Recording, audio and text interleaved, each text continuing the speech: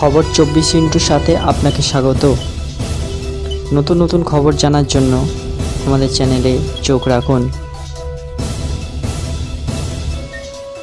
নমস্কার দর্শক বন্ধুরা, স্বাগত আমাদের এই চ্যানেলে। দামি জামদানি শাড়ি থেকে শুরু করে হাঁস, মুরগি কিংবা ড্রেসিং টেবিল, এসির থেকে মাথার বালিশ, হাসিনার পছন্দের যা কিছু ছিল লুট হয়েছে সবই। গত 5ই আগস্ট বাংলাদেশের উত্তপ্ত পরিস্থিতির মাঝে দেশ ছাড়েন শেখ হাসিনা।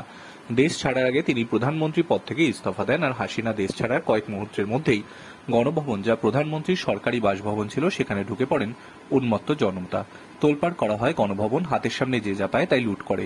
সোশ্যাল মিডিয়া জুড়ে ভাইরাল সে ভিডিও। এরই মধ্যে ভিডিও একটি বিশেষ নজর কেড়েছিল, তা হল শেখ হাসিনার পোষ্য বেড়ালে। হাসিনা চলে যেতেই নাকি গণভবন থেকে চুরি করে আনা হয় পোষ্য বেড়ালকে। 40,000 টাকায় তা বিক্রিও করে দেওয়া হয়। তারপর জানা গিয়েছে অভয়ারণ্য নামক বাংলাদেশের একটি পশু কল্যাণমূলক সংস্থার তরফে সোশ্যাল মিডিয়া পোস্ট করে দাবি করা হয় যে শেখ হাসিনার পোষা একটি বিড়াল এবং জার্মান শেফার্ড কুকুর চুরি গিয়েছে। বিড়ালটিকে 40,000 টাকায় বিক্রি করে দেওয়া হয়েছে। এরপরই গণভবন থেকে চুরি যাওয়া শেখ হাসিনার পোষ্য বিদেশি বিড়ালটি উদ্ধার করে বাংলাদেশের স্পেশাল সিকিউরিটি ফোর্স। পাওয়া গিয়েছে কুকুরটিও। আপাতত দুই পোষ্যকেই ফের গণভবনে ফিরিয়ে আনা হয়েছে।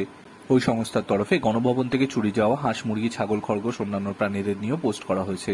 তাদের সঙ্গে হাঁস, ছাগল, মাছ ইত্যাদিকে হয়তো এতক্ষণে কেটে রান্না করে ফেলা হয়েছে। তবুও যদি কেউ গণভবন থেকে বাংলাদেশের প্রাক্তন প্রধানমন্ত্রীর পোষা কোনো প্রাণী নিয়ে থাকেন এবং তা ফেরত দিতে চান, তবে গণভবনের গেটে নিরাপত্তারক্ষীর কাছে আসুন এবং তাকে তা ফিরিয়ে দেওয়ার জন্য অনুরোধ জানানো হয়েছে। যদি কেউ গণভবনে যেতে না চান, তবে ওই সংস্থার সঙ্গেও যোগাযোগ করতে বলা হয়েছে। স্বেচ্ছাসেবকরা বাড়ি থেকে সেই প্রাণী উদ্ধার করে আনবে। প্রসঙ্গত 2023 সালে শ্রীলঙ্কার গোতাবায়া রাজাপক্ষের সরকার পতনের পর প্রধানমন্ত্রীর বাসভবনের লুটপাটের যে চিত্র দেখা গিয়েছিল, ঠিক তারই পুনরাবৃত্তি দেখা যায় ঢাকার গণভবনে। শেখ হাসিনার দেশ ছাড়ার কয়েক মুহূর্তের মধ্যেই শয় শয় বিক্ষোভকারীরা গণভবনে ঢুকে পড়ে। ভাঙচুরের পাশাপাশি চলে লুটপাটের তাণ্ডব লীলা। পোষ্য হাঁস, মুরগি থেকে শুরু করে খরগোশ, জলাশয় থেকে মাছ লুট করা হয়। বাগানের শাকসবজি থেকে শুরু করে শেখ হাসিনার ব্যবহৃত স্বামী, দামি সুটকেস পর্যন্ত লুট করা হয়। এমনকি অন্তর্বাসও ছাড়েনি বাংলাদেশের জনতা। Bureau report.